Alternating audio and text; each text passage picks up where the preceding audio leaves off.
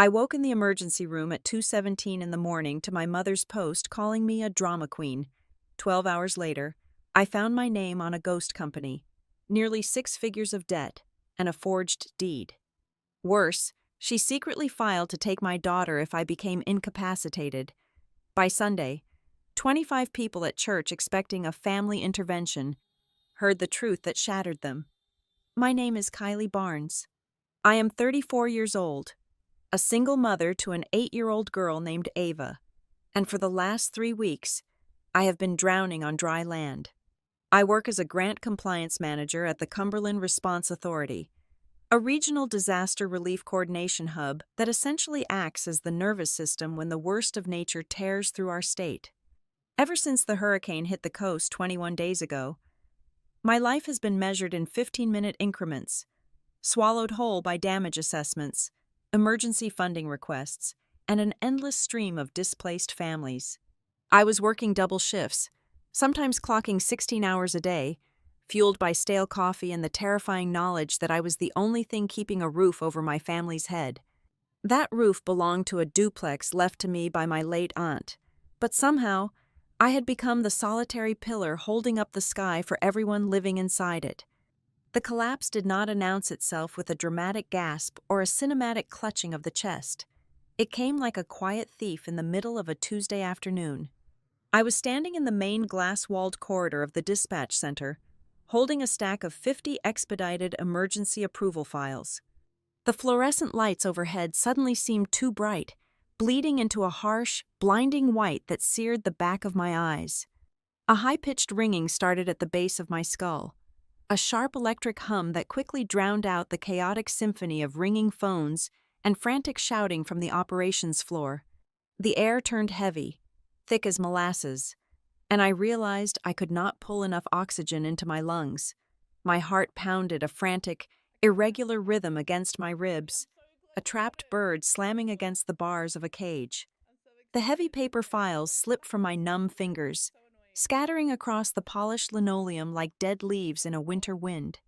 I remember the cold shock of the floor hitting my knees, the sudden, violent sideways tilt of the world, and then absolute, heavy darkness. I woke up to the steady, rhythmic beeping of a heart monitor and the biting chill of an emergency room bed. The clock on the wall read 2:17 in the morning. An intravenous needle was taped securely to the back of my hand, pumping cool, sterile fluids into my severely dehydrated veins. A nurse with tired eyes and a kind smile walked in, checking the digital chart at the foot of my bed. "You gave your coworkers quite a scare, honey," she said softly. "Exhaustion, severe dehydration, and a massive drop in blood pressure. Your body simply pulled the plug when you refused to—" I immediately asked about Ava, a spike of panic flaring in my chest. But the nurse quickly assured me that one of my colleagues had picked her up from after-school care and taken her safely to a friend's house. Then I asked the question that still tasted like ash in my mouth. "Did you call my emergency contacts?" I whispered. The nurse shifted her weight uncomfortably, avoiding my gaze for a fraction of a second. "We did," she replied, her voice dropping a register into a tone of practiced professional sympathy. "We called your mother and your father right after you were admitted. The phone was answered, but they said they were unable to make it down here tonight." Not unable, unwilling. A familiar, hollow ache settled in the pit of my stomach. I reached for my phone, which was sitting on the small plastic tray beside the bed. I did not know exactly what I was looking for. Maybe a missed call, a voicemail, or a text offering some flimsy excuse about feeling unwell. Instead, my thumb mindlessly opened a local community prayer and gossip group on social media. There, pinned right near the top of the feed, was a post from Marla Barnes, my mother. It had been posted exactly 2 hours after the hospital had called her to say her daughter had collapsed. I read the words over and over, letting them burn themselves into my retinas until the letters blurred. "Some people just love turning their everyday fatigue into a grand stage production," she had written. "Prayers for those of us who have to pick up the pieces when the drama queen decides to take a timely tumble." Beneath the post were dozens of likes and laughing emojis from people I had known my entire life. The local bakery owner, my high school chemistry teacher, neighbors I waved to every single morning from my porch. They were all in on the joke. The joke was me. I did not cry. My tear ducts felt as dry as my veins had been an hour ago. A strange, glacial calm washed over me, freezing the hurt before it could bloom. My fingers moved automatically, pressing the buttons on my phone to take a screenshot. I saved the image to a hidden folder, something deep inside my gut.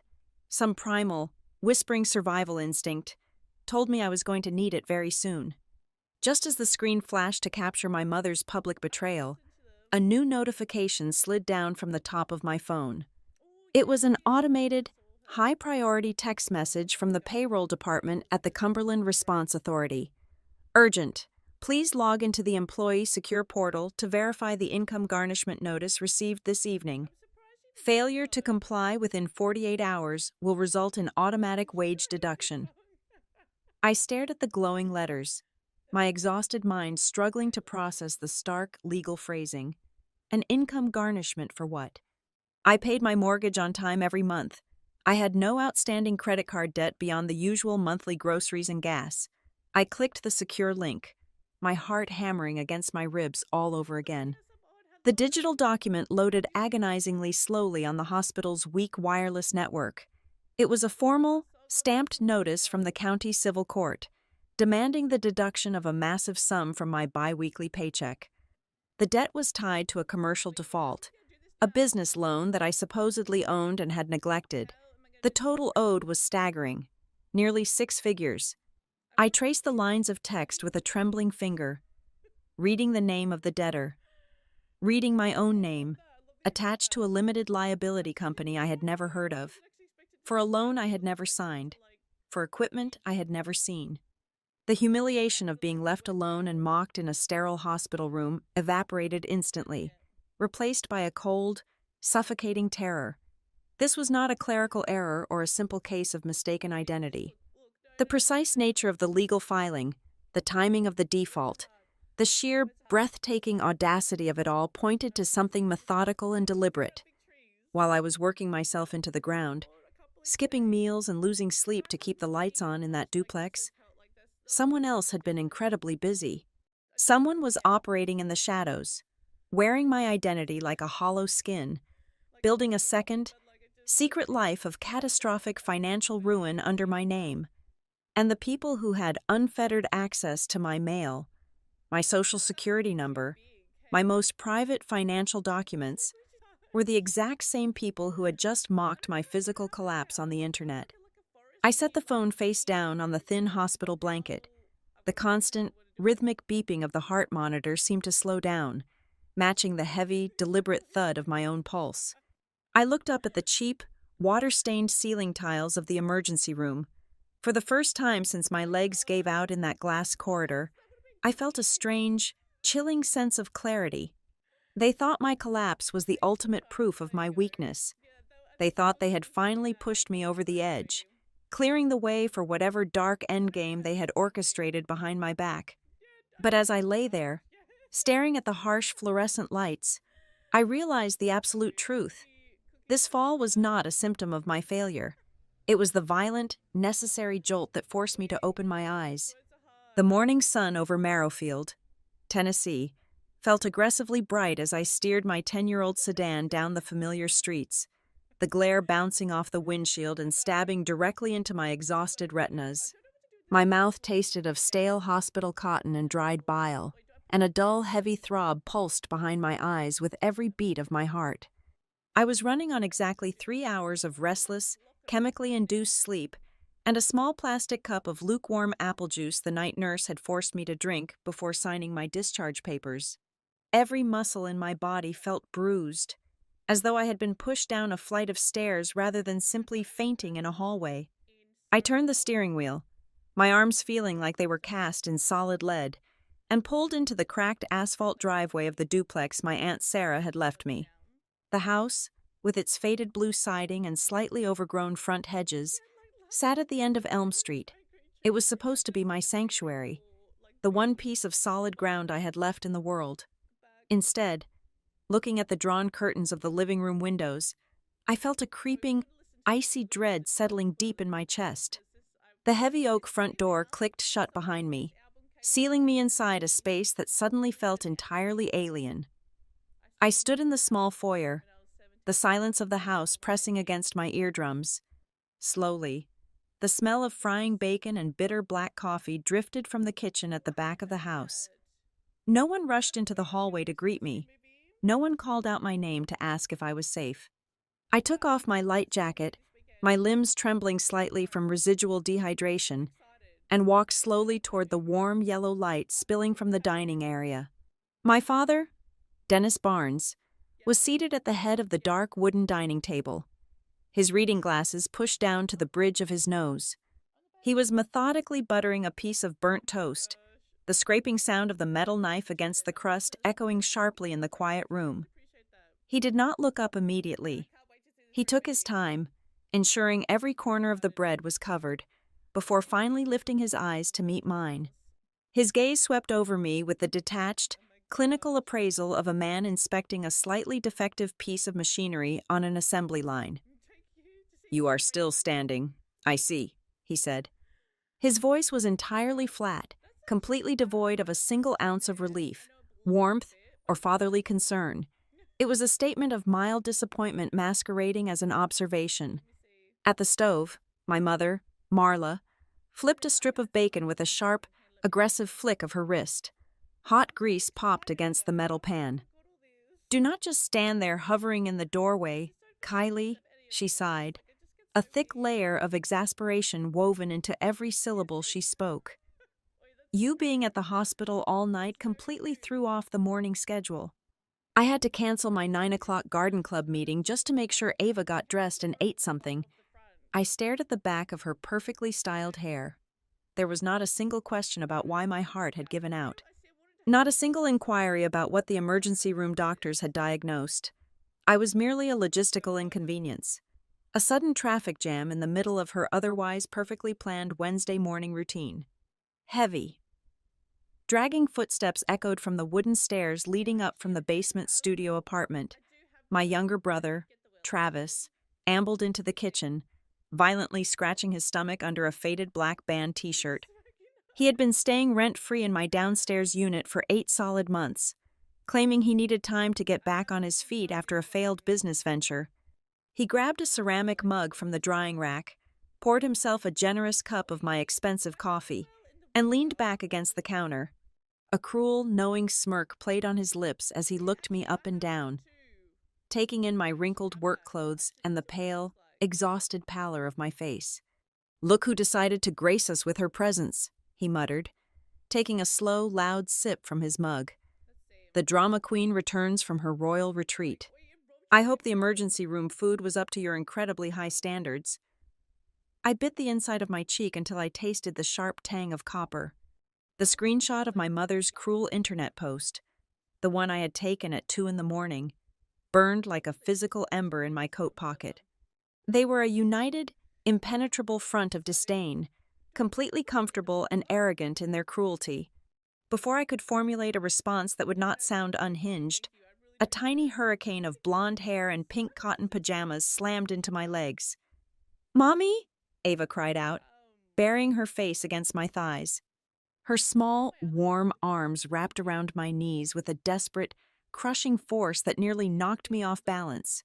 I dropped to the linoleum floor, wrapping my arms tightly around her small frame, burying my face in her shoulder and breathing in the sweet scent of her strawberry shampoo. For a brief, beautiful second, the icy temperature of the room melted away. "I am okay, sweetie," I whispered, smoothing her messy morning hair. "Mommy is right here. I am perfectly fine." Ava pulled back, her big brown eyes wide and serious, searching my face for any sign of a lie. She leaned in close to my ear, her voice dropping to a low, conspiratorial whisper meant only for me. "Grandpa went into your office late last night," she murmured. "He told me you called him and asked him to find some important insurance papers, so he took the little silver key from the bottom of the ceramic owl to open your drawer."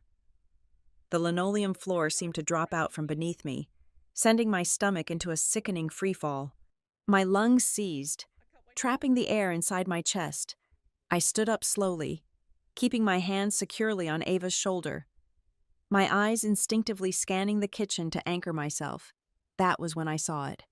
Resting innocently next to the ceramic fruit bowl on the granite island was a stiff white cardboard express shipping envelope.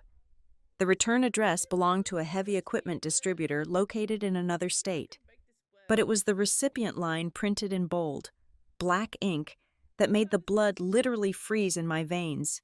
It was addressed to K. B. Field Imaging, LLC, care of my exact home address. It was the exact same fictitious company name from the terrifying payroll garnishment notice I had received in the hospital bed. My mother turned from the stove, a spatula held loosely in her right hand, her eyes tracking my gaze with the predatory stillness of a hawk. "The delivery man came very early this morning," she said, her tone dripping with forced, casual indifference. "Looks like some boring business junk mail." She was watching my face. They were all watching me. Travis had stopped drinking his coffee, the mug suspended halfway to his mouth. My father's butter knife hovered perfectly still over his plate. The air in the warm kitchen suddenly grew incredibly thick, vibrating with an unspoken, electric tension. They were waiting for me to snap. They wanted me to lunge for the envelope, to scream at them, to demand immediate answers, to tear my hair out and act exactly like the unstable, hysterical woman they had been painting me as to the entire town. A chilling, profound realization washed over my feverish, racing brain. If I confronted them right now, armed only with a plastic hospital bracelet and trembling, dehydrated hands, they would gaslight me right into the dirt. They would use my righteous anger as undeniable proof of my mental breakdown. I forced the tight muscles in my jaw to relax. I let out a long, tired, dismissive sigh, reaching out and casually tossing the heavy cardboard envelope into my large leather work tote resting on the floor. "Probably just corporate spam," I muttered, fighting to keep my voice perfectly level and bored. "I will throw it in the shredder later. I just need to go change my clothes and take a shower." I turned my back on them, denying them the violent explosion they were so clearly hungry for, and walked out of the kitchen. I moved down the short hallway and stepped into my home office, closing the solid wood door softly behind me. The room looked exactly as I had left it yesterday morning, but the atmosphere felt deeply, fundamentally violated. I walked straight to the tall metal filing cabinet tucked into the far corner of the room. The lock mechanism was properly engaged, but when I used the spare key on my personal keychain to open the bottom drawer, the intrusion was screamingly obvious to anyone who knew where to look. I am a meticulous, overly organized person. I arrange my personal and financial documents with agonizing, obsessive precision. The thick manila folders containing my past tax returns, my property deed, and Ava's original birth certificate were all sitting a quarter of an inch higher than the rest of the row. The metal indexing tab on my Social Security file was bent slightly backward. It was not a frantic, messy ransacking. It was the careful, deliberate, quiet work of someone who firmly believed I was either too stupid or too mentally exhausted to notice the microscopic shifts in my own private sanctuary. I checked the desk. The tiny silver key Ava had mentioned was sitting back inside the hollow ceramic owl, placed just a single millimeter off-center from its usual hiding spot. I stood perfectly still in the quiet of my office, the terrifying reality of my situation settling over my shoulders like a heavy, suffocating lead blanket. The house I paid the mortgage on, the walls that were supposed to protect my daughter and me from the outside world, had been silently transformed into a theater of psychological and financial warfare. I walked back out to the dining area and stood quietly by the archway. I watched Ava peacefully eating her frosted cereal, completely unaware of the poison seeping into the floorboards beneath her feet. Travis was chuckling at a video playing on his phone. Marla was humming a soft church hymn as she wiped down the granite counter. Dennis was turning the pages of the morning newspaper, sipping his orange juice. They looked exactly like a normal, boring, functioning American family enjoying a quiet weekday morning. But I knew the absolute truth now. They had breached the walls of my life, weaponized my physical exhaustion, and were currently laying the complex legal groundwork to strip me of everything I owned and everything I loved. I watched a single white drop of milk fall from Ava's silver spoon back into her ceramic bowl. I took a slow, deep, silent breath, feeling the cold air fill my lungs. I understood with terrifying, absolute clarity that the rules of engagement had fundamentally changed. If I raised my voice, if I cried a single tear, if I showed them even a tiny fraction of the pure terror and burning rage boiling inside my stomach, I would hand them the exact legal ammunition they desperately needed. I realized that to survive, I had to become a ghost in my own home, smiling blindly through the devastating betrayal until the perfect moment arrived to burn their entire elaborate scheme to the ground.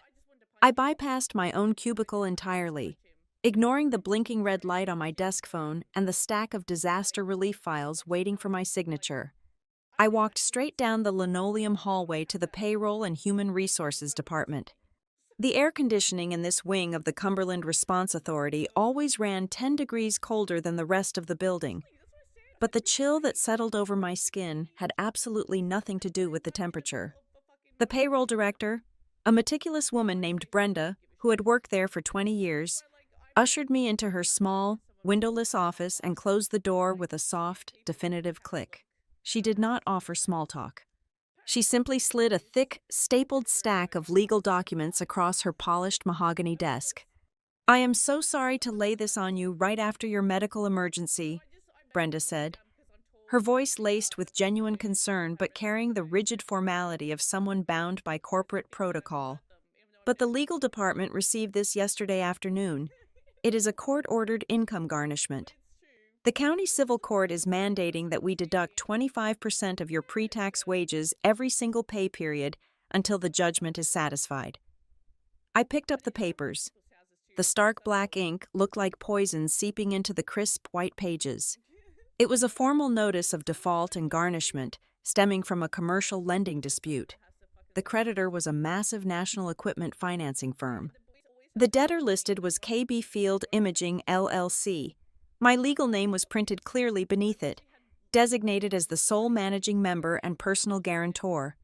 "Brenda, I do not own a business," I said, my voice sounding incredibly thin and hollow in the quiet room.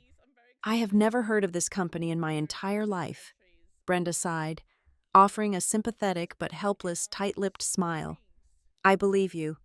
But the court order has your social security number, your verified home address, and a certified electronic signature. Our corporate counsel reviewed it this morning. Legally, our hands are tied unless you can provide a judge's order to halt the garnishment." I took the copy of the notice, thanked her mechanically, and walked out of the building. I could not breathe the recycled air of the office anymore. I needed to be alone. I sat in the driver's seat of my locked car in the sweltering asphalt parking lot, the engine off, the windows rolled up tightly. I pulled my work laptop from my leather tote bag and connected it to my phone's cellular hotspot. My fingers flew across the keyboard with a frantic, desperate energy. I navigated directly to the Tennessee Secretary of State's online business registry. I typed my own name into the search bar and pressed the Enter key. The database loaded instantly. The results page felt like a physical blow to the sternum. There it was. KB Field Imaging, LLC. It was an active, registered, limited liability company, officially incorporated exactly 14 months ago. The registered agent address was my home, the duplex on Elm Street. The administrative contact email was a generic, professional-sounding address that I had absolutely never created. I dug deeper, pulling the publicly filed Uniform Commercial Code records attached to the entity. The sheer scale of the financial fiction laid out before me was breathtaking.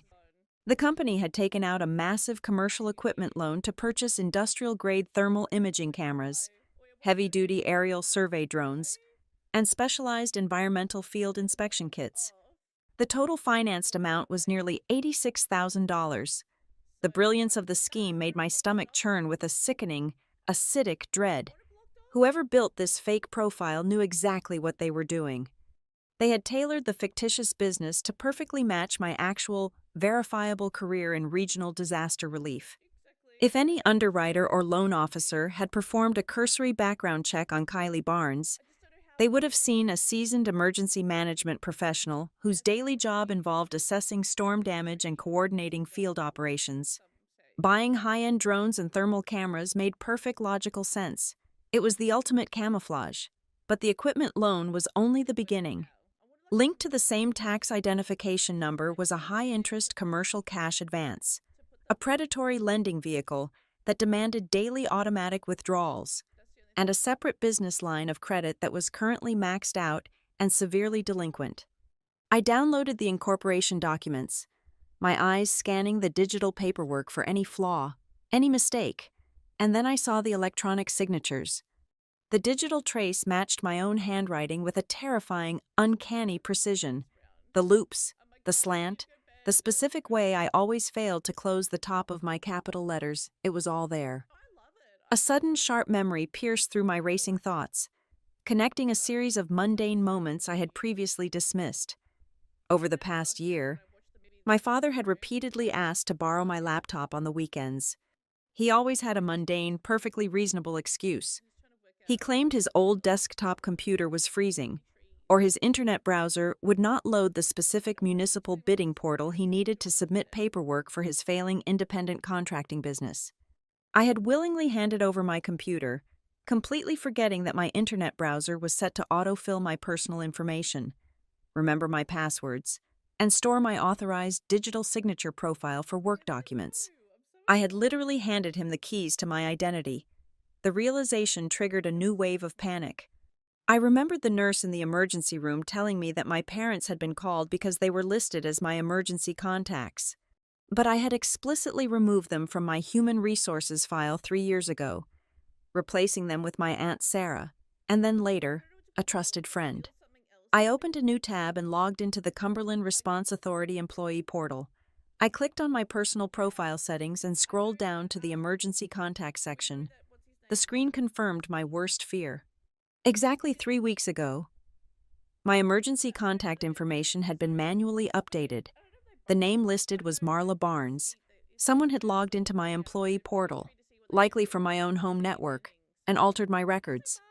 They were not just building a fake company, they were actively monitoring and manipulating my real professional life to ensure they remained the primary point of contact if I ever broke down. They needed to be the ones the hospital called.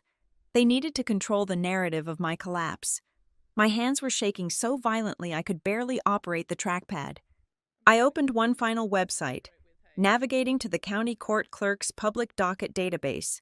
I had to know if there were any other legal landmines buried under my name.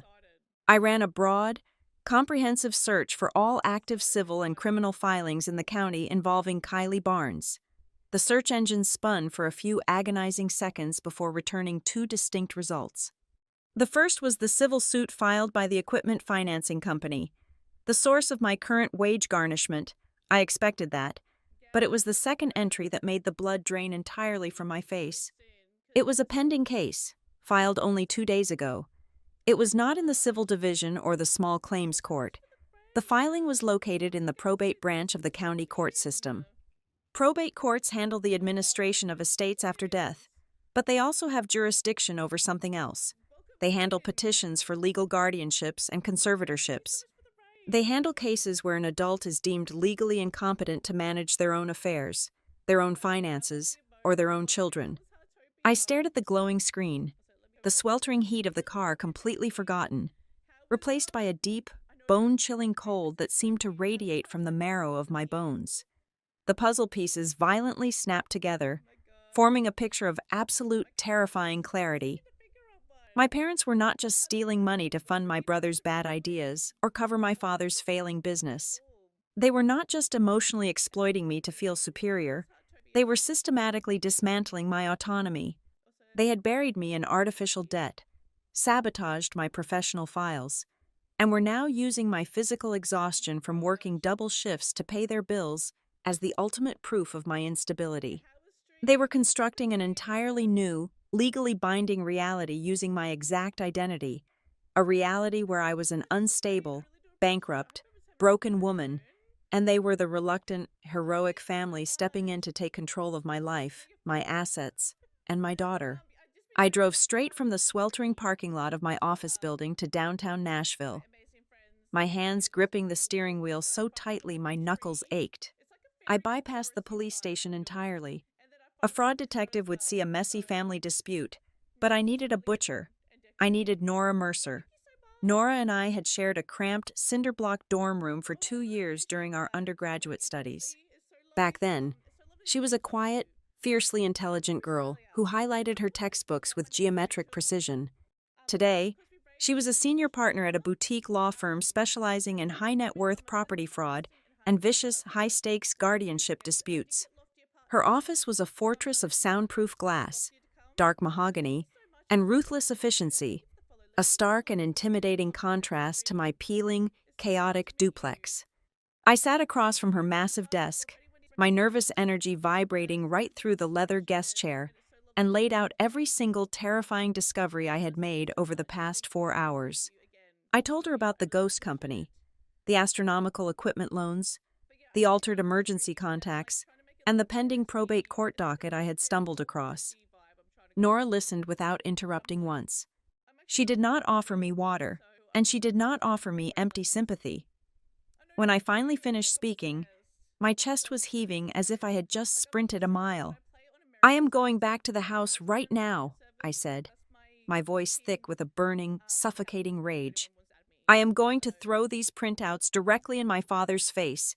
I am going to pack their bags, throw their belongings out onto the front lawn, and change every single lock on the doors." Nora leaned forward, resting her elbows on the immaculate surface of her desk, her dark eyes sharp and incredibly calculating. "You will do absolutely no such thing, Kylie. If you confront them right now, you lose the only tactical advantage you currently possess." "What advantage?" I demanded, my voice cracking. "They are literally stealing my identity." "The advantage of underestimation," Nora replied coldly. "Right now, your family firmly believes you are blind, physically exhausted, and easily manipulated. They think their perimeter is completely secure. The second you scream at them, they will know you are onto them. They will destroy the hard drives, burn the paper trails, and immediately accelerate their court filings to trap you. You have to let them keep believing they are winning." Nora turned her attention to her dual computer monitors, her manicured fingers flying across the mechanical keyboard as she accessed the sealed county court dockets through her secure attorney portal. Within 10 minutes, she had bypassed the sluggish public database red tape and pulled the complete, unredacted probate file filed under my name. She clicked a button, and the document materialized on the large screen facing my chair. It was a formal legal petition for emergency adult guardianship. Reading the cold, sanitized legal phrasing felt like watching an autopsy performed on my own life. The grounds listed for the petition were systematically, sickeningly thorough prolonged physical and mental exhaustion, severe instability in personal financial decision-making, and a documented inability to provide consistent, safe care for a minor child. "Look at the supporting affidavits attached to the petition," Nora instructed, her voice dropping into a low, detached, clinical register. It was not just my mother playing the role of the deeply concerned, grieving parent forced to make a difficult choice. My younger brother, Travis, had submitted a comprehensive sworn statement. Reading his words made my stomach violently rebel. He claimed, under penalty of perjury, that I frequently left Ava unattended for the family to manage because I was prone to severe, unpredictable episodes of emotional loss of control. He painted a masterpiece of fiction, positioning himself as the reluctant, stable, and protective uncle stepping in to save a neglected child from a mother spiraling into a mental breakdown. "He lives in my basement rent-free," I whispered, staring at Travis's digital signature. "I buy his groceries. In a court of law, truth is entirely secondary to documentation," Nora stated flatly. But the deepest, most agonizing cut had absolutely nothing to do with the financial court documents. Nora picked up her heavy desk phone and dialed the administration office at Ava's elementary school, putting the call on speakerphone. She introduced herself as my retained legal counsel and requested an immediate audit of Ava's emergency release file. I listened, paralyzed, as the school secretary shuffled papers on the other end of the line. "Yes, ma'am." The secretary's tinny voice echoed in the office. "Mrs. Marla Barnes visited the front office yesterday morning. She submitted a temporary caregiver authority form. It is fully notarized. It grants her exclusive rights to pick Ava up from school grounds and make all emergency medical decisions, citing the mother's recent hospitalization and ongoing incapacitation." Nora thanked the woman and disconnected the line. She looked at me, her expression grim and unyielding. A cold, primal terror clawed viciously at my throat, threatening to choke me. I had spent the entire morning panicking over $86,000 of fraudulent commercial debt, but the money suddenly felt entirely irrelevant, like Monopoly money scattered on the floor. "Do you understand the exact mechanics of what they are trying to do?" Nora asked, ensuring I fully grasped the absolute, life-altering severity of the trap closing around me. "If a probate judge approves this emergency guardianship petition based on these fabricated affidavits and your recent hospital stay, you are legally neutralized. You become a ghost in the eyes of the state. You will be completely locked out of your own bank accounts. You will lose all legal authority to make decisions regarding your own daughter. And the absolute worst part is the financial whitewashing." "Whitewashing," I echoed, the word tasting like copper. "Once your father is legally appointed as your guardian," Nora explained, leaning back in her chair, "he will be granted the unchecked administrative power to retroactively legitimize every single piece of fraudulent paperwork they have created over the past 14 months. The fake company, the commercial loans, the maxed-out credit lines, the forged signatures he can stamp them all as approved expenditures on behalf of his ward. It all becomes real, and the debt becomes permanently anchored to your social security number with the full blessing of the court system." Kylie, the exhausted grant manager, died in that chair. The thought of my parents stealing my fundamental right to be a mother, weaponizing my own desperate exhaustion to physically sever me from my child, flipped a switch deep inside my brain. I stopped shaking.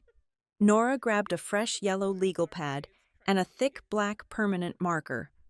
"We are going to build an evidence map," she instructed, writing the words in bold letters at the top of the page. "I need every single piece of data that proves your daily reality aggressively contradicts their carefully constructed narrative. I need physical mail intercepts, unredacted bank statements, and every verified sample of your genuine signature from the past 12 months to give to a handwriting expert. I need you to pull the encrypted data from your doorbell camera to log their exact movements in and out of the house. We need your complete medical records from the emergency room to prove your collapse was a purely physical result of overwork, showing absolutely zero signs of cognitive decline or mental instability.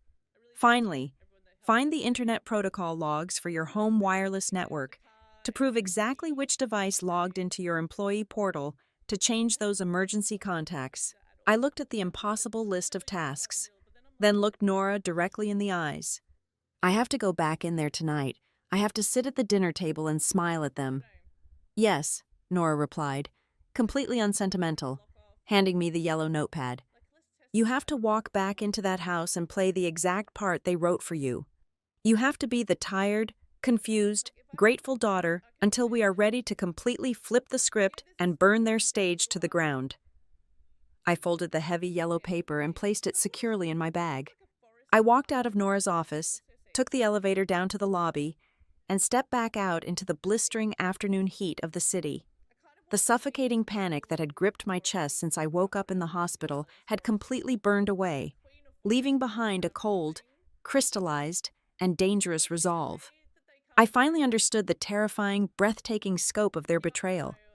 My sudden physical collapse in the glass corridor of the dispatch center had never been the final destination of their grand, twisted plan.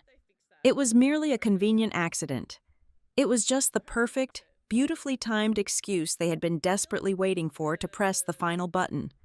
I was still sitting in the heavy, oversized leather guest chair in Nora Mercer's office, my hands gripping the armrest so tightly my knuckles had turned completely white. The terrifying reality of the guardianship petition was still ringing in my ears. But Nora was already moving forward. In her world, panic was a useless emotion.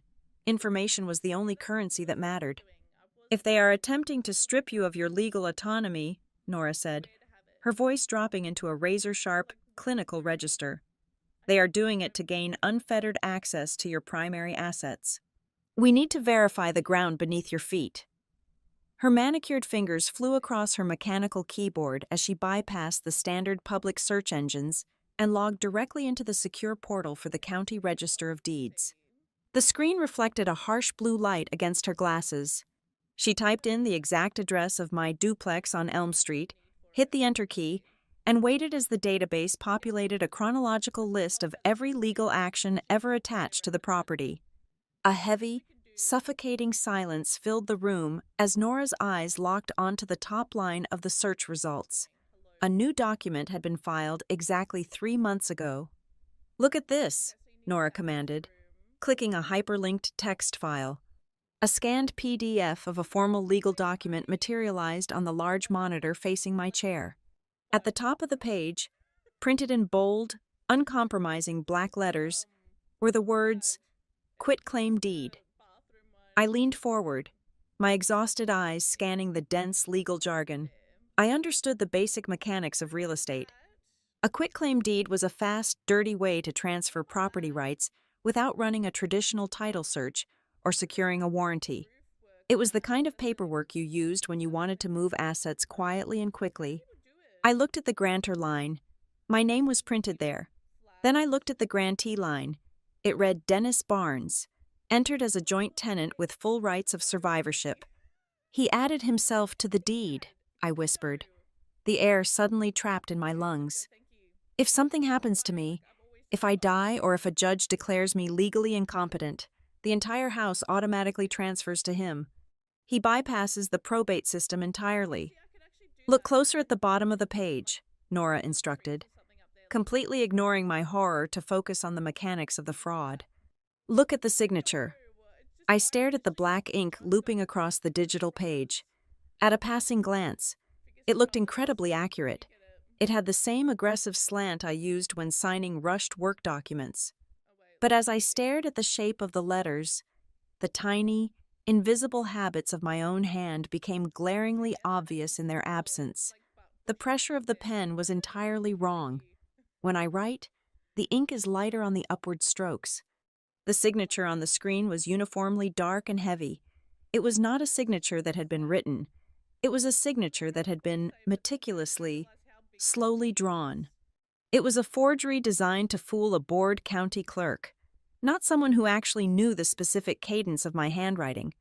Nora used her mouse to zoom in on the bottom right corner of the document, magnifying a faded, blue ink circle.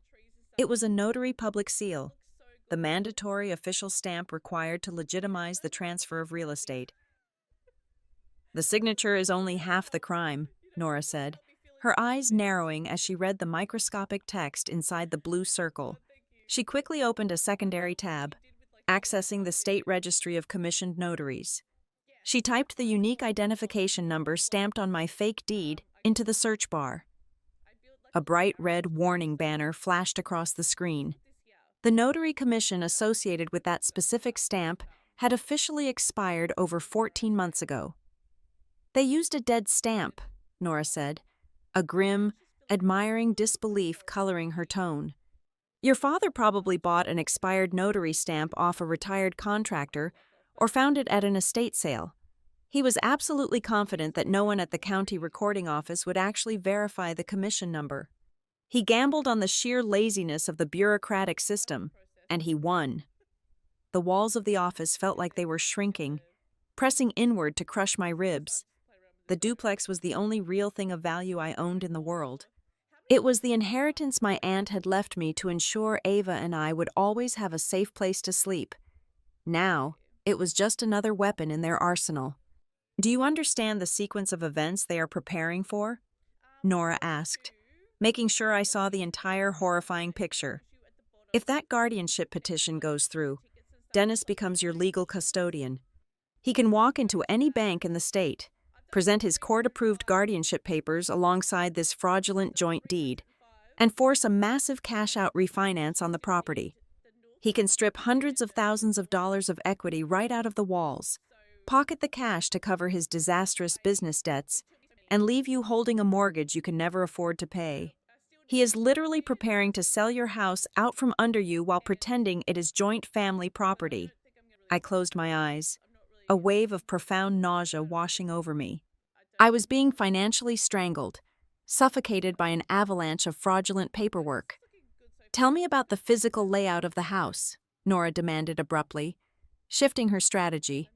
"You mentioned your brother Travis lives downstairs." "Yes," I replied, opening my eyes. "It is a finished basement studio apartment with its own separate entrance at the back of the driveway. He has been staying there rent-free for 8 months. He claimed he needed a quiet space to rebuild his life after a failed startup." Nora did not say a word.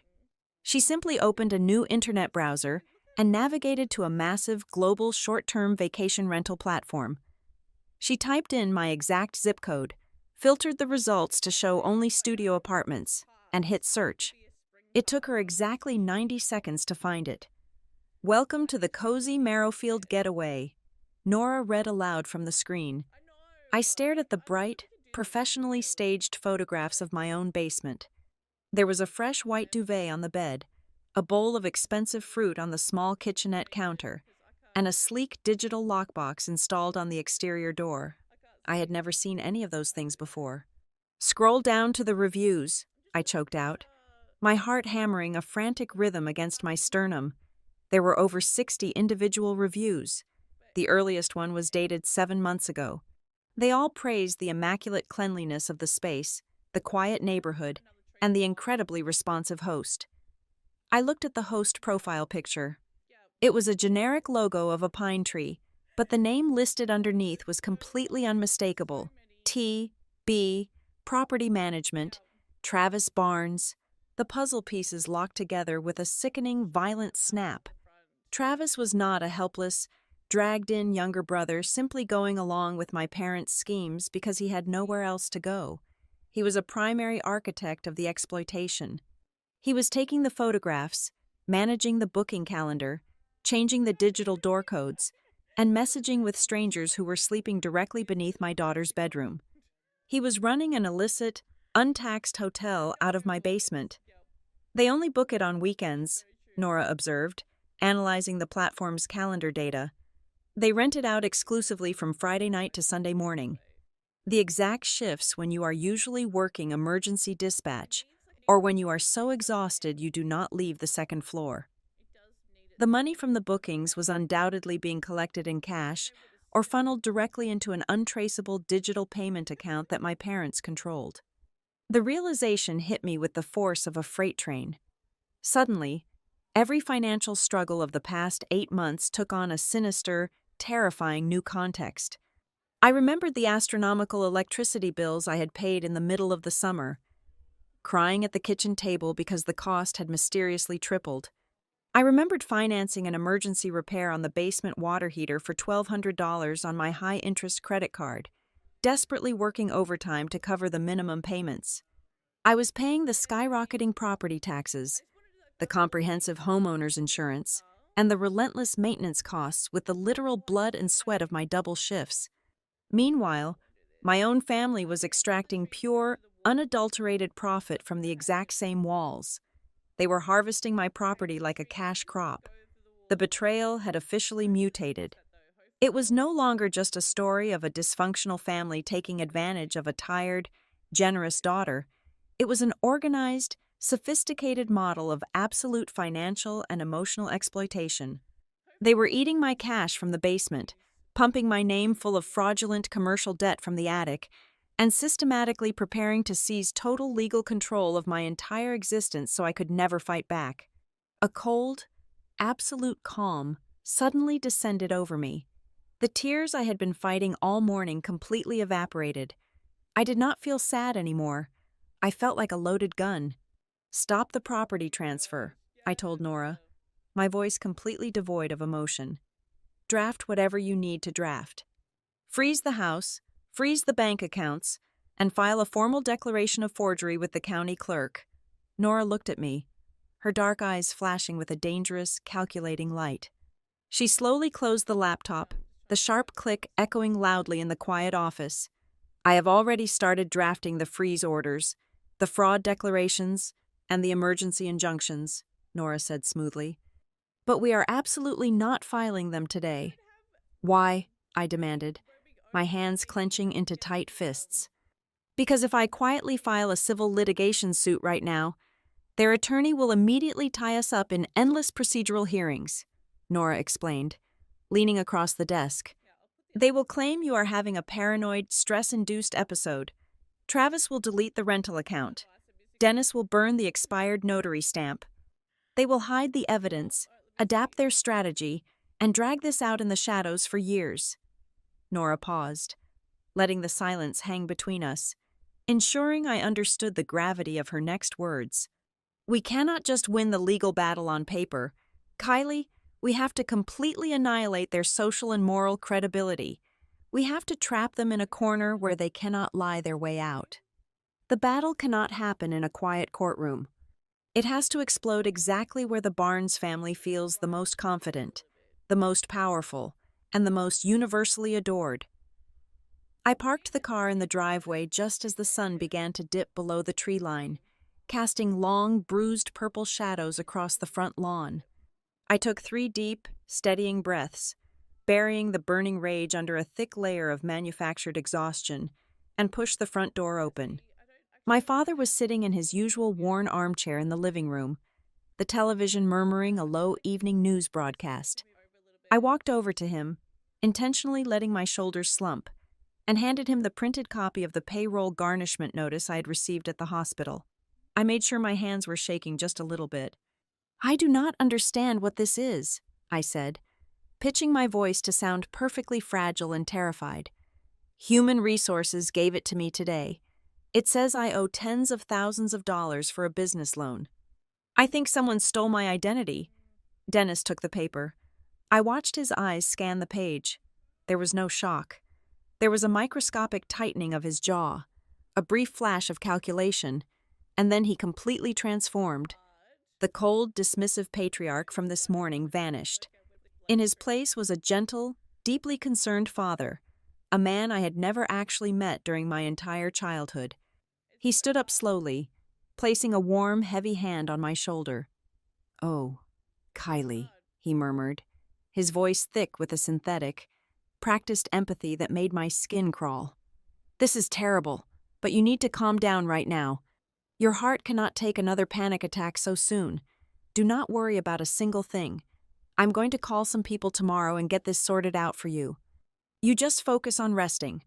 That late, sudden gentleness was infinitely more terrifying than his usual screaming. It confirmed that the wall of his secret plan was still perfectly intact in his mind. He thought I was blind. He thought I was leaning on the very hand holding the knife.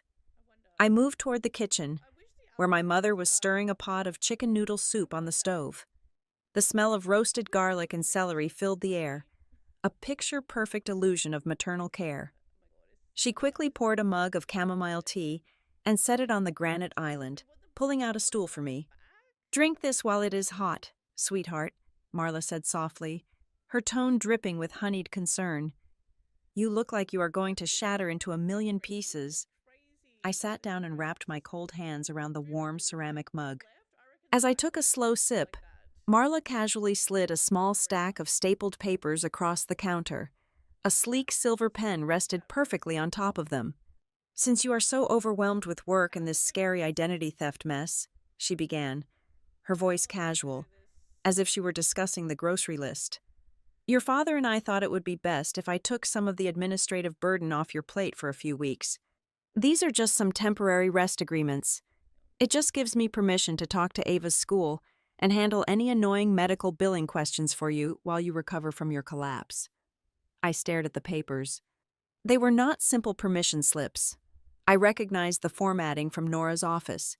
It was a localized power of attorney draft, specifically tailored to grant her sweeping medical and educational control over my daughter. "Thank you, Mom," I whispered, forcing a tired smile. My vision is still so blurry from the hospital medications. I will read them over in the morning when my head is clear. I slid the papers into my tote bag before she could protest, trapping her in her own narrative of my extreme fatigue. Her eye twitched, a tiny fracture in her loving mother facade, but she quickly smoothed her expression and went back to stirring the soup. After dinner, I went up to Ava's bedroom to tuck her in.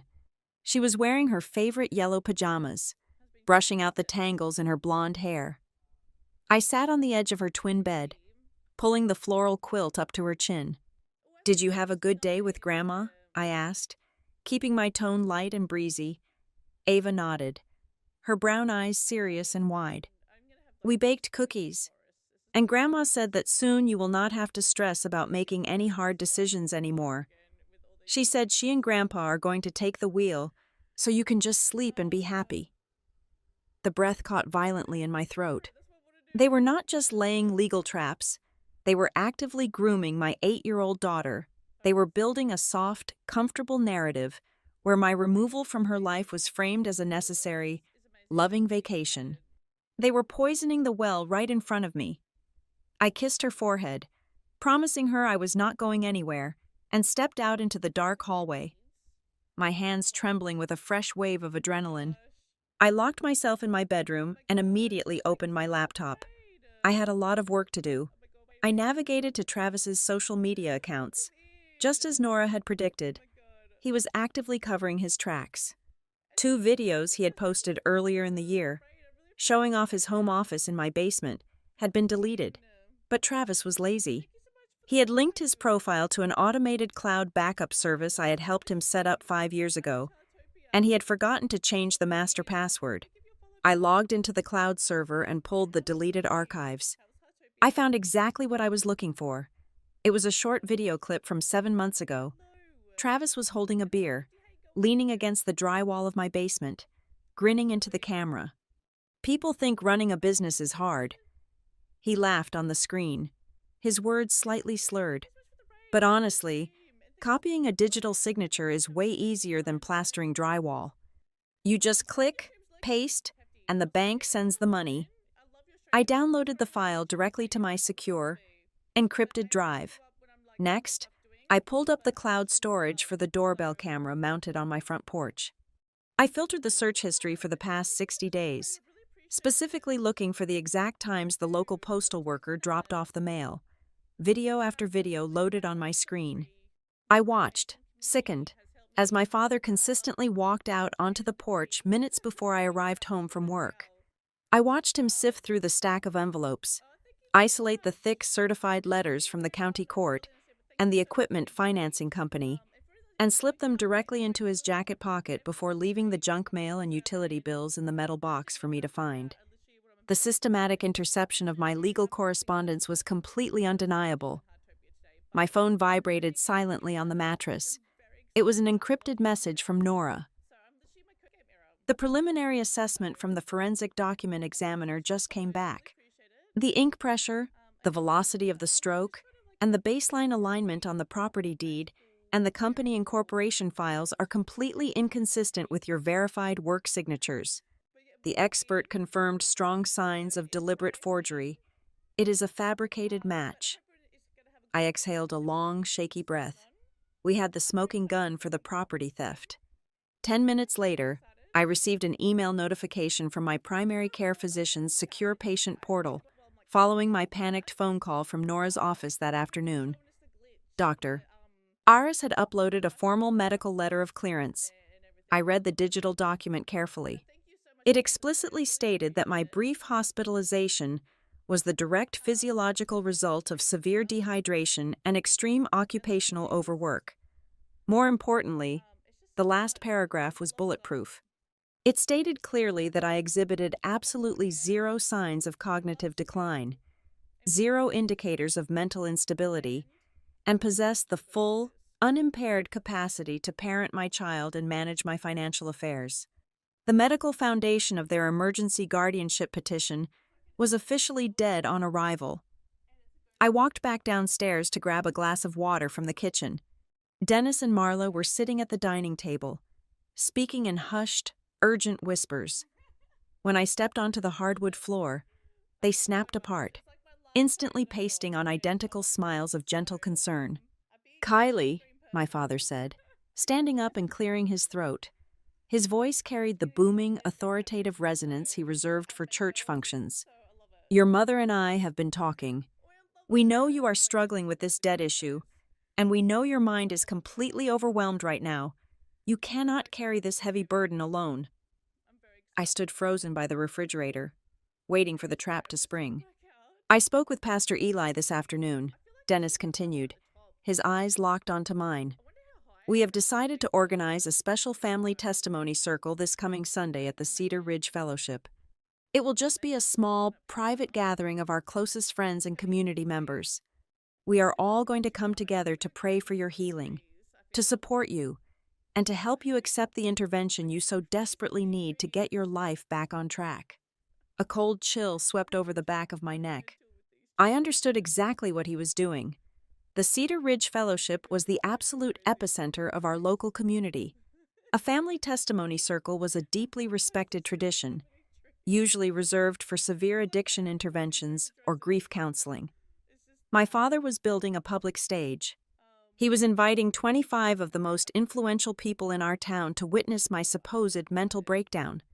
He planned to use the weight of the community to emotionally corner me, to force me into signing my rights away while entirely surrounded by people who thought they were saving me from myself. He wanted to brand me as an unstable, unfit mother in the court of public opinion before presenting his guardianship petition to a judge on Monday morning. "A testimony circle?" I asked, making sure my voice trembled perfectly. "Dad, I do not know if I can handle being around that many people right now." "It is exactly what you need, Kylie," Marla chimed in, walking over to rub my back, her touch feeling like absolute ice through my shirt. "You just need to show up, sit quietly, and let us take the wheel. We are doing this because we love you." I looked down at the floor, hiding the terrifying, cold fire that was suddenly burning behind my eyes.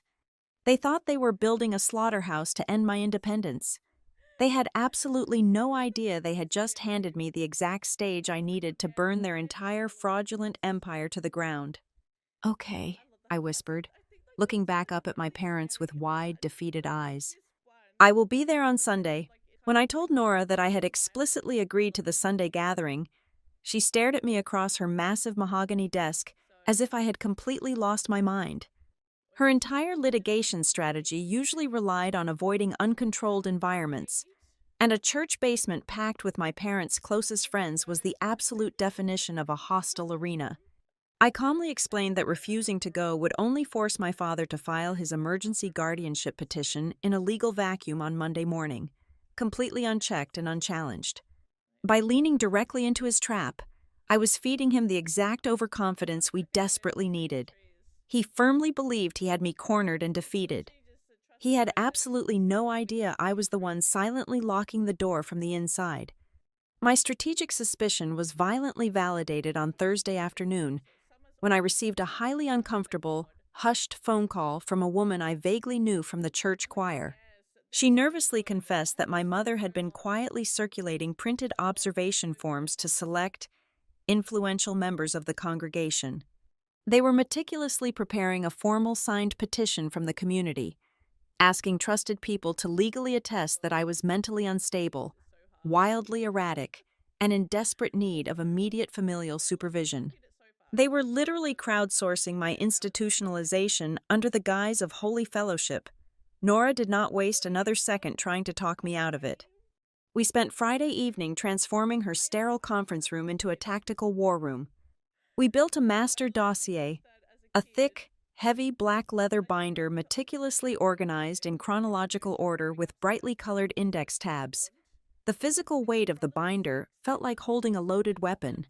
Tab 1 contained the Ghost Company Incorporation documents and the terrifying $86,000 equipment loan. Tab 2 held the forged quitclaim deed alongside the forensic handwriting analysis that proved the crime. Tab 3 secured the illegal school transfer forms. Tab 4 showcased the bulletproof doctor's letter declaring me perfectly sane and merely physically exhausted from overwork. Tab 5 highlighted the high-resolution screenshots of my mother's cruel, mocking social media posts. The final tabs locked in the certified mail tracking logs, and the downloaded security camera footage showing my father actively stealing my legal correspondence from my own front porch. Despite the mountain of paper, Nora insisted we needed one final, undeniable verbal confession to tie the financial fraud directly to the guardianship attempt.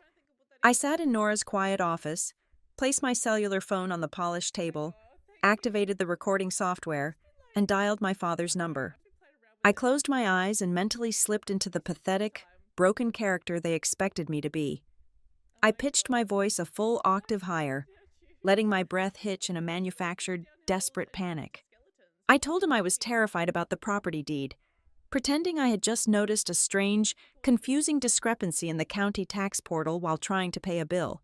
I begged him to tell me what was happening to the house my aunt had left me. "Kylie, you are spiraling again," Dennis sighed through the speaker. His voice dripped with that same sickening, patronizing calm he used to silence me when I was a teenager. "You are confusing standard municipal tax adjustments with real problems. Your brain is simply too tired to comprehend the paperwork. You just need to rest your mind. Once your mother has temporary authority, the deed thing will settle itself. Stop digging into things you do not understand and let us protect you." "Okay, Dad," I whispered, forcing a tiny, pathetic sob into the receiver. "Thank you. I'm just so tired." I ended the call and looked up at Nora. She gave a single, sharp nod of profound satisfaction. We had him on tape, explicitly linking the guardianship power grab to the real estate fraud. He had practically gift-wrapped his own motive. Early the next morning, I drove directly to Ava's elementary school. I sat down with the principal and the front office secretary in a private room. I laid out a fraction of the truth, just enough to make them realize the legal liability they were facing. After reviewing the temporary caregiver authority form my mother had attempted to file, the school administration was horrified. The principal immediately agreed to sign a formal and notarized affidavit. The document stated clearly and unequivocally that Marla Barnes had aggressively attempted to transfer legal, medical, and educational pickup rights without the biological mother's knowledge, presence, or consent. From the school, I drove straight to the Cumberland Response Authority headquarters. Brenda in the payroll department was absolutely stunned when I explained the full, verified scope of the corporate identity theft. She immediately drafted and signed a formal corporate statement on official company letterhead. The document legally certified that the massive wage garnishment currently threatening my livelihood stemmed exclusively from a fraudulent commercial entity and had absolutely zero connection to my personal spending habits, my lifestyle, or any legitimate consumer debt I had ever authorized. With the powerful external evidence finally secured, I returned to the duplex while my parents and brother were out running errands. The house was dead quiet. I moved like a focused phantom through my own home, acutely aware that this might be the last time I walked these halls as a victim. I packed a heavy, fireproof metal lockbox with every single original document I possessed. I took my late aunt's antique jewelry, Ava's original birth certificate, my social security card, my passport, and the physical, original property deed. I drove straight back to downtown Nashville and handed the heavy metal box directly to Nora, who locked it securely inside the law firm's primary steel vault. My family could tear the duplex apart down to the wooden studs tonight, and they would find absolutely nothing to destroy or manipulate. I spent the rest of Saturday afternoon systematically erasing my digital footprint, cutting off their oxygen supply before they even realized they were suffocating. I opened a brand new, highly secure checking account at a completely different banking institution located 3 towns over, and I transferred every single dollar of my remaining funds. I systematically changed the passwords to my personal email, my employee portal, my mortgage account, and my healthcare dashboard. I implemented rigorous 2-factor authentication on a brand new cellular device I had purchased entirely in cash. I contacted all 3 major credit bureaus and placed an absolute, impenetrable security freeze on both my personal social security number and the fraudulent business tax identification number. Nobody was taking out another single dime in my name ever again. Finally, as the sun began to set, I walked into the central precinct of the local police department and filed a comprehensive 100-page identity theft and fraud report. I handed over copies of the fake loans and the forged deed. I did not ask the bewildered desk sergeant to arrest anyone yet. I simply needed the official criminal complaint case number stamped and dated on police letterhead to add to the very front of my binder. It was the absolute final nail in their legal coffin. By Saturday night, the trap was flawlessly set. I sat in the darkness of my bedroom, listening to the muffled sounds of my parents moving around in the living room directly below me. They were completely oblivious to the silent, catastrophic avalanche hanging directly over their heads. They thought tomorrow was going to be my public execution. They thought I would break down, cry, and surrender my entire life in front of 25 sympathetic witnesses at the church. But as I traced the smooth, cold leather cover of the dossier resting on my nightstand, I felt a profound, chilling peace wash over my exhausted body. For the first time in my entire life, I was not preparing to endure Sunday. I was preparing to redefine it. 2 days before the scheduled Sunday gathering, the poison began to seep into the community groundwater. I was standing by the kitchen sink, washing a coffee mug, when my cellular phone vibrated in my pocket. It was a text message from a woman named Brenda from the church choir, a sweet but incredibly gullible lady who treated town gossip as gospel truth. I opened the message and felt the blood drain entirely from my face. She wrote that she was praying for my recovery, adding that my mother had confided in the women's prayer circle about my dangerous abuse of anti-anxiety medications. Brenda typed that she was heartbroken to hear how frightened little Ava had become of my erratic mood swings. I set the phone down on the granite counter, a cold, clinical wave of disgust washing over me.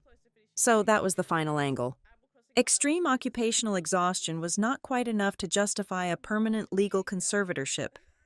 My mother needed me to look aggressively medicated, unpredictable, and fundamentally dangerous to my own child. She was expertly laying the psychological foundation for the Sunday intervention, cementing my reputation as a medically unfit mother before I even walked through the church doors. Later that same afternoon, my father orchestrated his own distinct brand of manipulation. Dennis pulled me into the dimly lit garage, pulling the heavy door shut behind us. The smell of motor oil and damp cardboard hung thick in the humid air. He looked down at his scuffed work boots, playing the part of a humbled, desperate patriarch forced into a terrible corner. "Kylie," he began, his voice thick with a perfectly rehearsed, gravelly regret. "I need to confess something to you about that horrible debt notice you found. I was drowning. Travis had that business venture go under, and the family was bleeding cash. I just borrowed your name to tide us over a few difficult months. I fully intended to pay every single cent back before you ever noticed. I am so incredibly sorry." It was a beautiful, tragic performance. The vulnerability in his eyes almost looked genuine.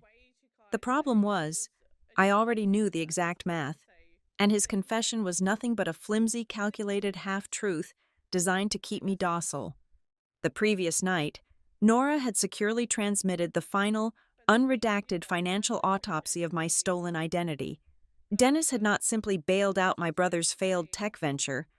The sprawling, chaotic mess of bank statements, wire transfers, and offshore routing numbers painted a significantly darker picture.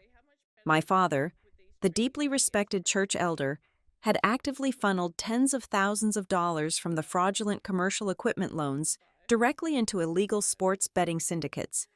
When the massive gambling losses inevitably mounted, he had turned in sheer desperation to predatory private lenders, the kind of violent, underground loan sharks who charged extortionate weekly interest rates. He was not a loving father making a misguided attempt to save his son. He was a degenerate addict desperately trying to save his own kneecaps, using my pristine credit score as his personal bulletproof vest. But the absolute most sickening revelation buried in the financial documents had nothing to do with my father's gambling. It was the undeniable proof that my mother was never the oblivious, long-suffering wife she pretended to be. Nora's forensic accounting successfully traced the steady stream of cash deposits generated from the basement studio rentals. The money did not go into a joint family fund. Every single dollar flowed directly into a private, hidden checking account held exclusively in Marla's name. My mother, the woman who complained that my sudden hospitalization had ruined her morning gardening schedule, was the one personally laundering the illicit money. She was the one who knew exactly what was happening from the very first day. She was the one scrubbing the basement toilet after the weekend guests left, washing the sheets, and meticulously hiding every single digital receipt from my eyes. They were a perfectly synchronized, highly efficient criminal syndicate operating directly out of my living room. The final, devastating piece of the puzzle arrived courtesy of my brother's sheer incompetence. Nora had legally subpoenaed the digital communication records attached to the fake company's business line. Buried in the data was a panicked, unencrypted voicemail Travis had left for my father just hours after I collapsed at the dispatch center. I sat on my bed, pressing the phone speaker tightly against my ear. Travis sounded breathless, his voice pitched high with absolute terror. "Dad, you have to push the probate judge to sign the emergency guardianship order by Monday morning," Travis hissed into the receiver. "Mom is completely freaking out. She said if Kylie recovers from this hospital trip and starts looking closely at the bank accounts, she will kick the whole family out onto the street. Mom said we have to lock her down right now or we lose the house and the cash flow."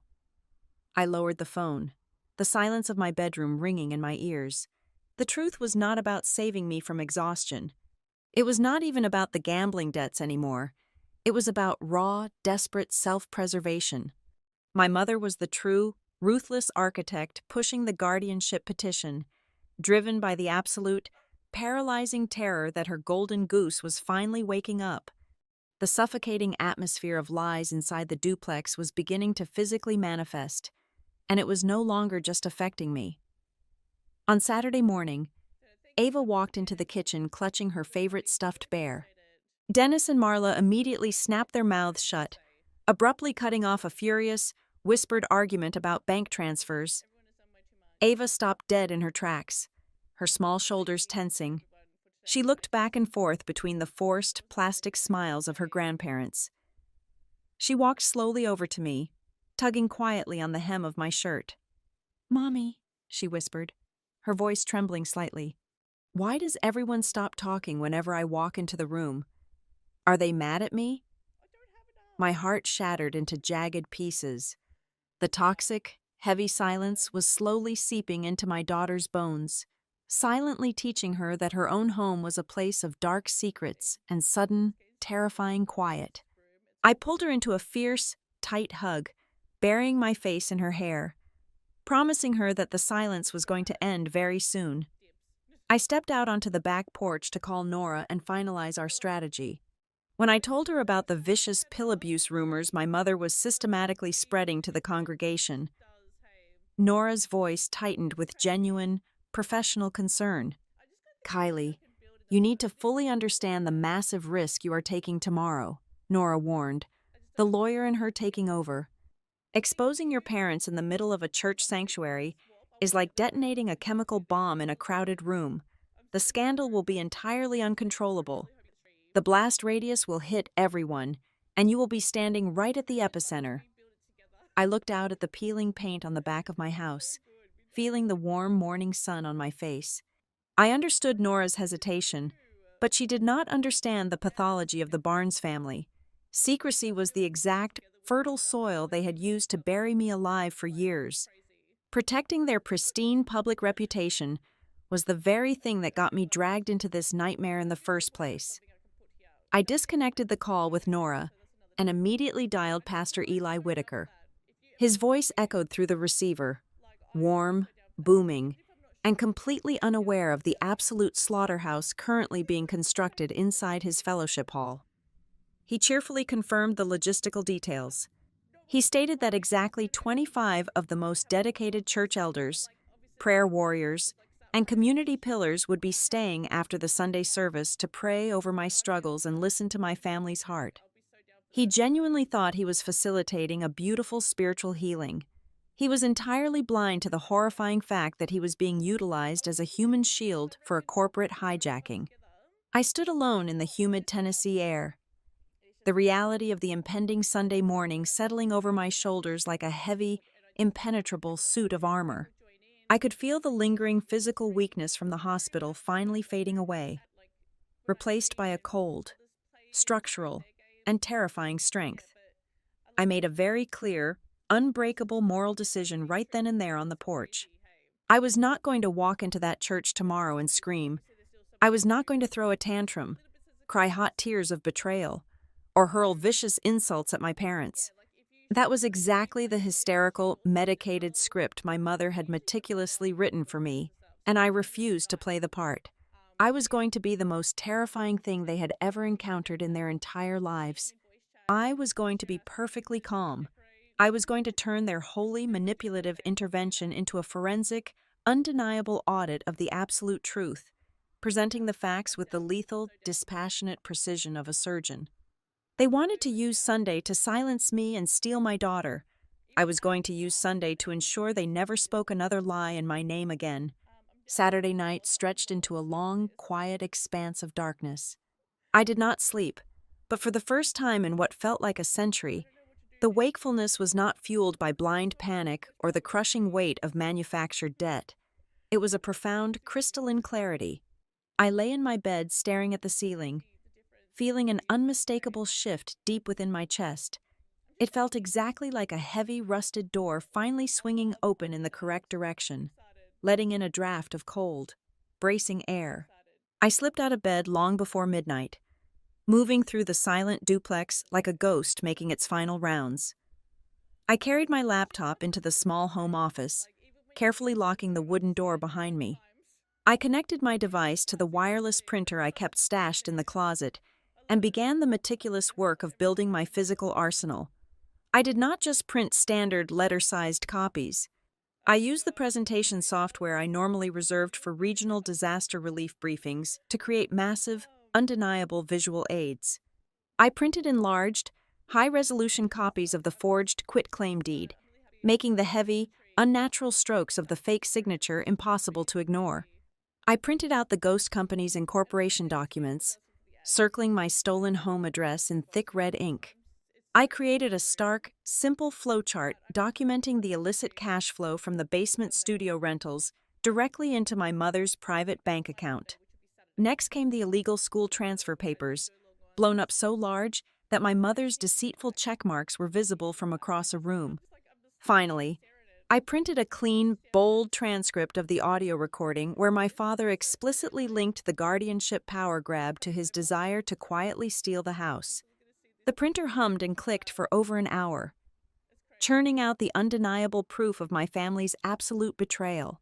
Once the documents were stacked neatly in my heavy leather portfolio, I sat at my desk and pulled out a fresh legal pad. I needed an opening statement. For 34 years, my family had controlled me by turning every conflict into a hysterical, emotional theater. They always won because they knew exactly how to push my buttons until I cried, yelled, or completely shut down. They weaponized my empathy and my anger equally, leaving me looking like the unstable one while they played the victims. I looked down at the blank page and decided that tomorrow, I would not give them a single drop of emotion. I wrote a short, brutally concise opening paragraph. I stripped away every adjective, every accusation of betrayal, and every plea for understanding. I wrote only verifiable facts, dates, and legal definitions. I was not going to be a heartbroken daughter seeking closure. I was going to be an auditor delivering a final, devastating financial report.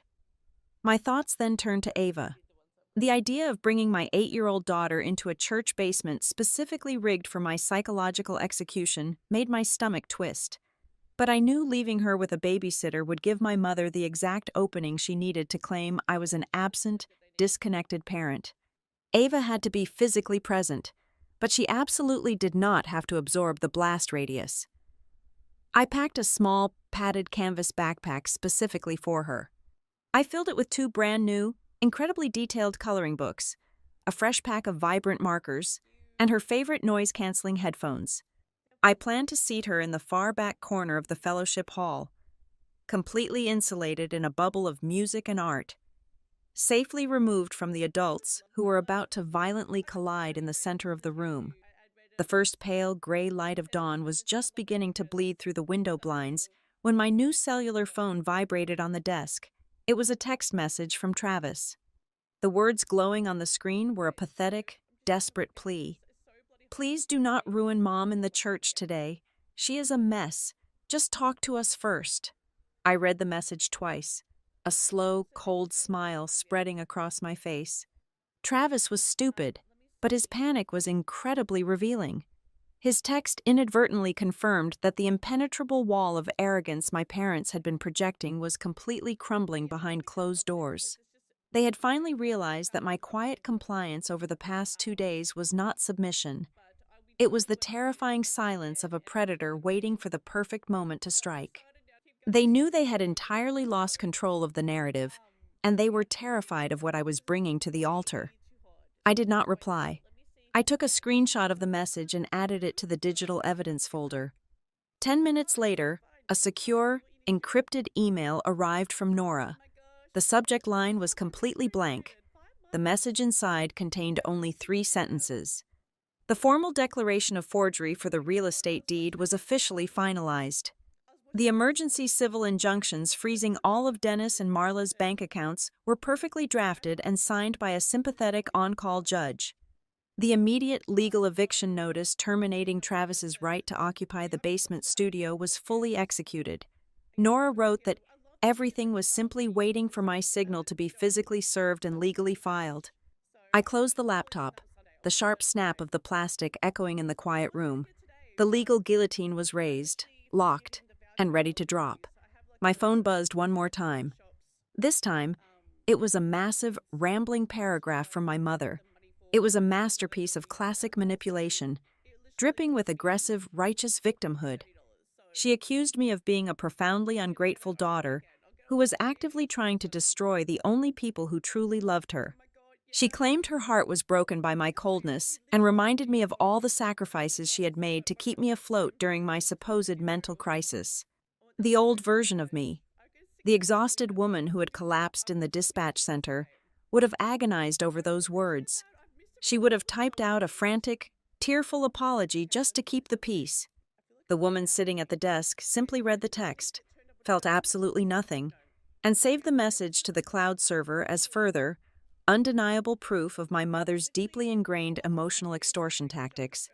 I dressed quietly, putting on a sharp dark blue blazer and tailored trousers. I looked like I was heading into a high-stakes corporate negotiation, which was exactly the energy I needed. Before waking Ava, I grabbed my keys and walked out the front door, needing a few minutes of cold air to clear my lungs. I got into my car and simply drove around the block, eventually parking across the street to look at the duplex from a distance. The streetlights cast a harsh yellow glow against the faded blue siding of the house. For my entire adult life, I had looked at that building and desperately convinced myself it was a sanctuary. I had poured my blood, my sweat, and my endless double shifts into keeping those lights on and that roof repaired. But as I sat in the driver's seat, watching the sun slowly rise over the Tennessee horizon, the illusion completely shattered. That house had never been truly warm or safe. It was simply the physical location where my parents had expertly taught me how to disguise my own exploitation. It was the place where I had learned to accept their cruelty as a normal family dynamic. The place where I had learned to call my own absolute exhaustion by the noble name of responsibility. They had turned my aunt's gift into a prison, and I had been the one voluntarily paying the warden's salary. I put the car in drive and pulled back into the driveway. I walked inside, woke my daughter with a soft kiss on the forehead, and helped her get dressed in her Sunday best. As I brushed her hair, I felt an incredible, unbreakable armor settle over my skin. I was finally ready. The terror that had gripped me since waking up in the hospital was entirely gone. I understood the ultimate truth of the game my parents had been playing for decades.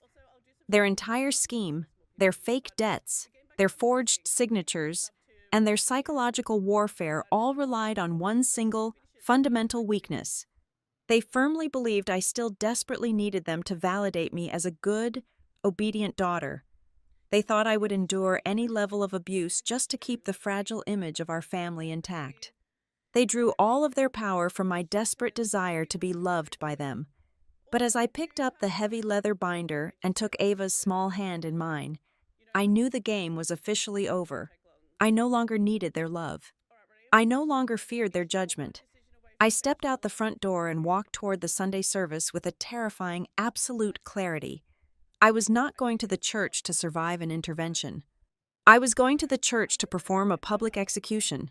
The air inside the fellowship hall of Cedar Ridge Fellowship felt heavy and artificially warm.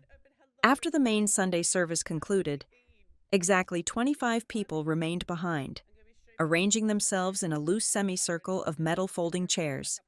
These were the pillars of our community: the choir director, the youth group leaders, the head of the local charity drive, and Pastor Eli Whitaker. I walked to the very back corner of the room, settled Ava into a plush armchair, placed her noise-canceling headphones over her ears, and handed her the new coloring books. She was completely insulated, watching the room but hearing absolutely none of it. I took my seat at the front. My father, Dennis, stood in the center of the semicircle. He clasped his hands together in front of his chest, projecting an aura of profound, exhausted patience. He spoke with the slow, measured cadence of a benevolent patriarch forced to make a tragic decision. He looked around the room, making deliberate eye contact with the elders, and painted a devastating portrait of my life. He described me as a deeply unstable, ungrateful woman spiraling out of control. He told them I was drowning in reckless financial debt, completely overwhelmed by my career, and increasingly dangerous to the future of my own child.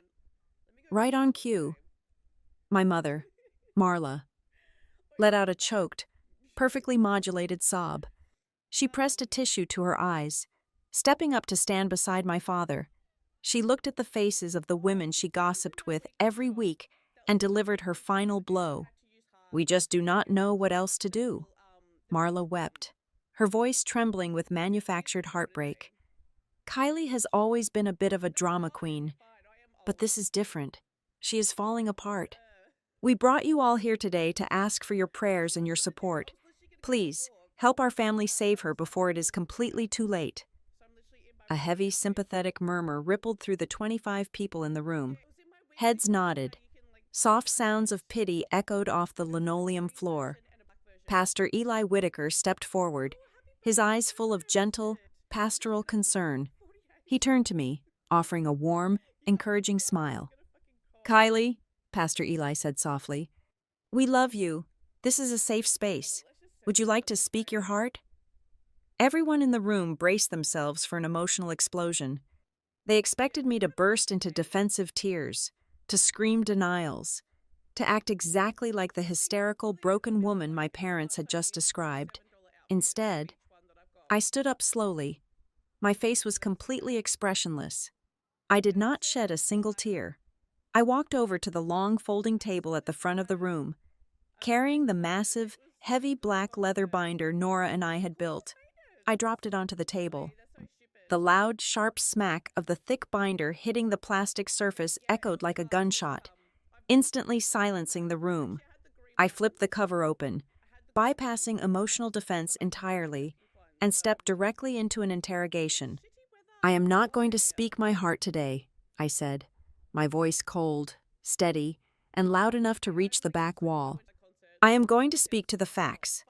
I pulled out the first document, an enlarged, certified copy of the original property deed to my duplex. I laid it flat on the table. "This is the original deed to my home, proving I am the sole, legal owner of the property," I stated clearly. Then, I pulled out the next sheet.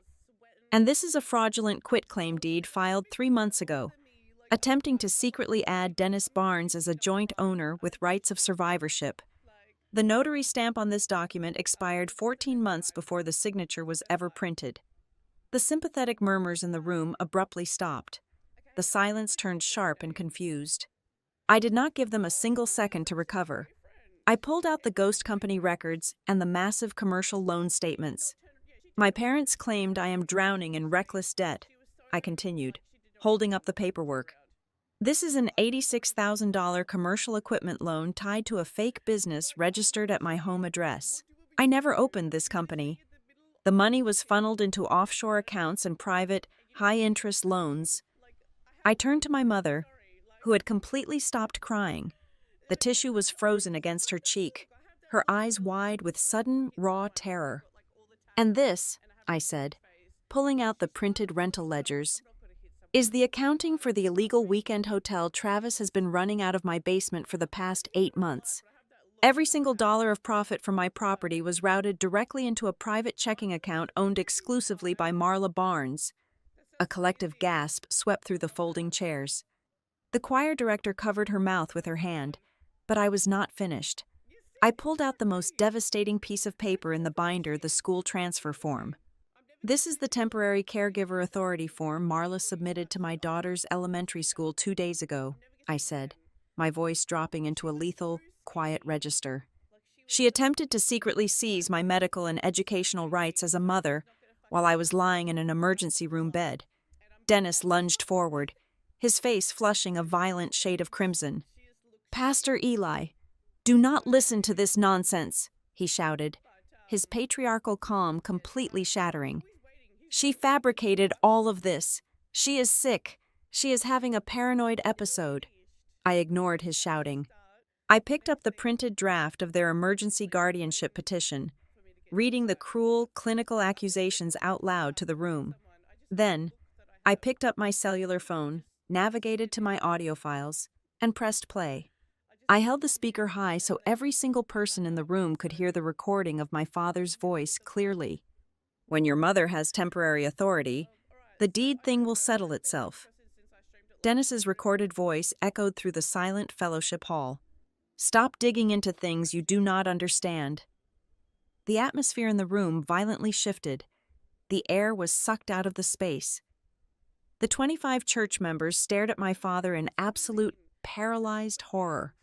Dennis stammered, frantically waving his hands. "That is taken completely out of context. I meant something else entirely." I reached into the binder and handed a thick stack of stapled papers directly to Pastor Eli.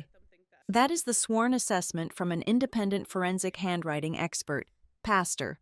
It formally confirms that the signatures on the property deed and the business loans are absolute, deliberate forgeries.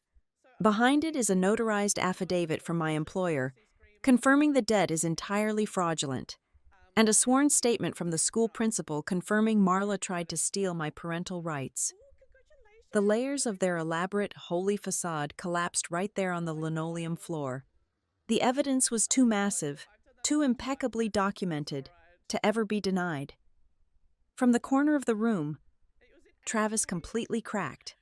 The pressure of the room staring at them with absolute disgust broke his weak nerve. He threw his hands up in the air, his face pale with panic. "I told you this was a bad idea," Travis blurted out, his voice cracking into a high pitch, staring wildly at our father. "You told me this Sunday would finish the paperwork once and for all. You said we would be safe today." That single, panicked slip of the tongue was the final, brutal knife severing whatever thin shred of moral defense the Barnes family had left. My father closed his eyes, his shoulders slumping in total defeat. At that exact moment, the heavy wooden doors at the back of the fellowship hall swung open. Nora walked down the center aisle, her heels clicking sharply against the floor. Walking directly beside her was a uniformed county sheriff's deputy. Nora did not look at anyone in the crowd. She walked straight up to Dennis and Marla, thrusting a thick stack of legal manila envelopes against my father's chest until he was forced to take them. "Dennis and Marla Barnes," Nora said, her voice ringing with absolute legal authority, "you have just been formally served with a civil fraud lawsuit. Included are emergency court orders freezing every single asset and bank account attached to your names. Travis Barnes. You are hereby served with an immediate notice of termination of tenancy. You have 48 hours to vacate the basement property." The sheriff's deputy stepped forward, resting his hand casually on his duty belt. "I am placing you on official notice," the deputy warned them, his tone completely flat. Do not attempt to delete any digital files, destroy any financial records, or tamper with any physical evidence. This is now an active criminal fraud investigation. My mother collapsed into a folding chair, finally producing real, terrified tears. My father stared at the legal documents in his hands as if they were covered in acid. The 25 people who had gathered to pray for my salvation simply watched in stunned, breathless silence as the true predators were finally caged. I looked at my parents one last time. I did not scream. I did not hurl toxic insults or demand an apology they were incapable of giving. I simply looked at them with the cold, clean detachment they had earned. The truth these 25 people heard today is not that I am dramatic, I said, my voice echoing clearly in the silent room. The truth is that I have been the backbone of this family for far too long. I am not carrying you anymore. I turned my back on them forever. I walked to the back of the room, gently tapped Ava on the shoulder, and took her small, warm hand in mine. We walked out of the heavy wooden doors of the church together, leaving the climax of the story shattered into a million unfixable pieces right on the very stage my parents had so carefully built. Thank you so much to all the listeners for tuning in to hear my story today. Where in the world are you listening from right now? Please drop your location and your thoughts in the comments section below so we can connect and share our experiences. If you enjoyed this journey, please make sure to subscribe to the Boss Revenge Stories channel. Leave a like on this video and show your support by hitting that hype button so this story can be heard by even more people.